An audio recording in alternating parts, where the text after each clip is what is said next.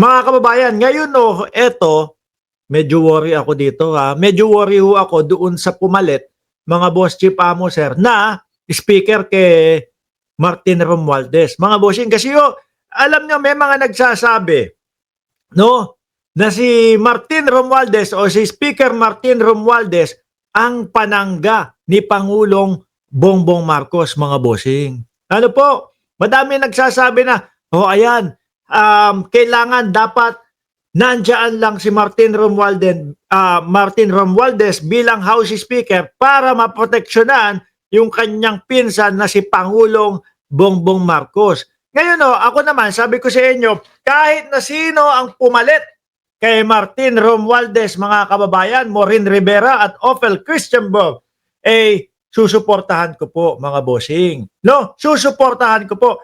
Sana lang maging kasintigas ni dating House Speaker Martin Romualdez, yun pong si Bojidi, mga bossing. Kasi bakit ako worry? Ito po yung sinasabi ni Manang Aimee, mga kababayan, ni Manang Aimee Duterte ay mukhang malambot po at yung mahina po. Hindi naman siguro ganoon, pero mabait. Yun yung pinaka best word o yung pinaka yun po ang ginamit ni Aimee Marcos pag kumbaga pag hahalintulad or pag-describe ng pagkatao ni Bojidi. Pakinggan nyo mga kababayan. Alam nyo naman kasi di ba? Kasi alam naman natin mga kababayan, makakapal ang mukha ng mga kalaban ni Pangulong Bongbong Marcos No? Mga walang hiya po ang mga kalaban ni Pangulong Bongbong Marcos, mga bossing. Kaya kailangan kung sino man yung papalit para kay Martin Romualdez, kasing tigas niya. Pakinggan natin, ano yung expect mo? Ano na? Yung problema ko, masyadong mabait si Boji. Alam natin, mga demonyo, mga kababayan, yung mga kalaban. Di po ba? Isa pang nagugustuhan, mga boss chief amo sir, ng mamamayang Pilipino kay dating Senate President, kay dating House Speaker Martin Romualdez, mga bossing, is yung talagang lahat po iniimbestigahan. Willing mag-open ng salin, willing ipakita ang salin, at ito pa mga kababayan. Ito pa, open siya na ipanood yung pag-sharing ng budget, yung paggawa ng budget po, yung BICAM. Open siya, walang pakialam, Pwede itong husgahan ng mamamayang Pilipino kung tama o mali. Ibig sabihin, wala po talagang wala talagang kinatatakot. Di ba? Walang tinatago. Di ba, mga kababayan? Pakinggan pa po natin. Kawawa naman. Ang hirap ng lugar niya. Pero baka expectation. Kawawa, bakit? Kakawawain ng mga DDS? Kakawawain ng mga DDS, Sa leadership niya. Kasi kilala ko si Boji, bala pa kami. Magkasama kami sa Kabataang Barangay. Sobrang bait ng tao, awang-awa ako sa kanya. Ang hirap ng sitwasyon niya Talagang mahirap ang sitwasyon bilang maging House Speaker mga kababayan. Bakit? Sabi ko nga sa inyo yung mga kumakalaban yung mga kinakalaban, si House Speaker at kinakalaban mga bossing, ang Pangulo ng Pilipinas, makakapal ang mga mukha Sino ang mananalo dito kung sakali na si Bojidi is hindi kasing tigas ni Martin Romualdez? Mga DDS Wag na lang sana, Wag na lang sana na kumbaga kayan-kayanin Pero tingin ko papalag naman mga kababayan Tingin ko naman is hindi papaapi yan. Di ba, mga bossing? Pero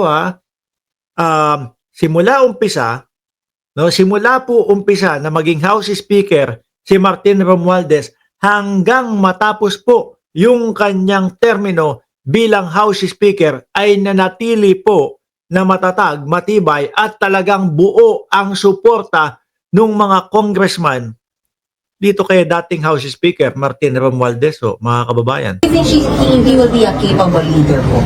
Magaling si Boji, kaya lang ang depekto lang niya, sobrang bait. Pero tingin ko, papalag sa inyo yan. Ano ho? Nandyan na si Sir Junior Junel Constantino Domingo. Shoutout po sa inyo, sir.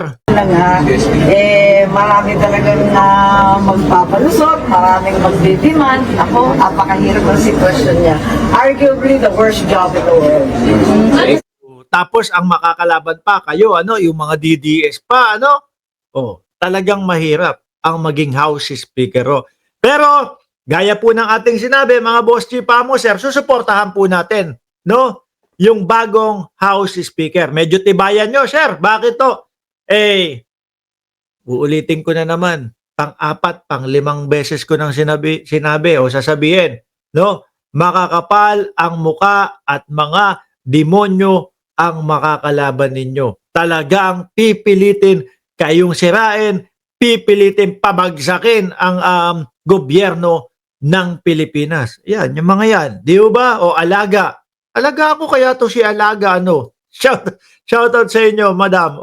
Alisin ko na ho ito, mga kababayan. Ngayon magkwenta muna ho tayo, mga bossing, Magkwenta muna tayo bago tayo tumuloy at tumungo doon sa mismong main topic natin. Ang bise. Paalis na naman mga kababayan. Anong petsa na ngayon? 18 dyan sa Pilipinas o 19 na ho?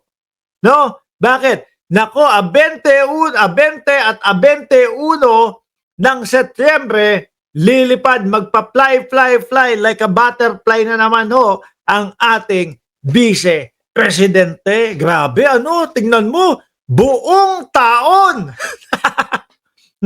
Hindi naman buong taon kasi hindi naman kasama yung January, February. Nag-umpisa na siya March, mga bossing.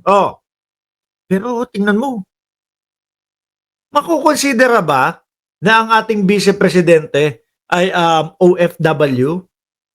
Parang OFW na ayun, halos lahat nasa labas ng bansa. Ano pa ginagawa nito sa bansa natin? Ano pa tinutulong nito sa bayan natin? BP Sara Travels, next stop, Japan. Sabi ni Ma'am Delia Rosario, mag-aaladora na naman ang bruha. Isa-isahin ho natin, mga bossing, March 12.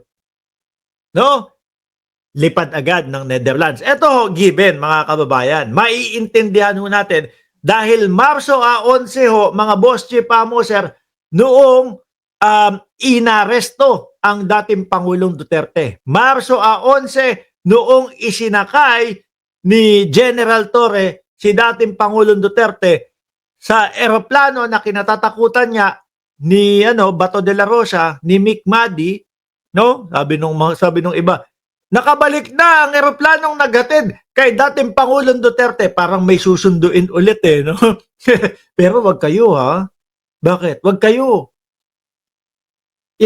Anong petsa na? 18 dito sa amin.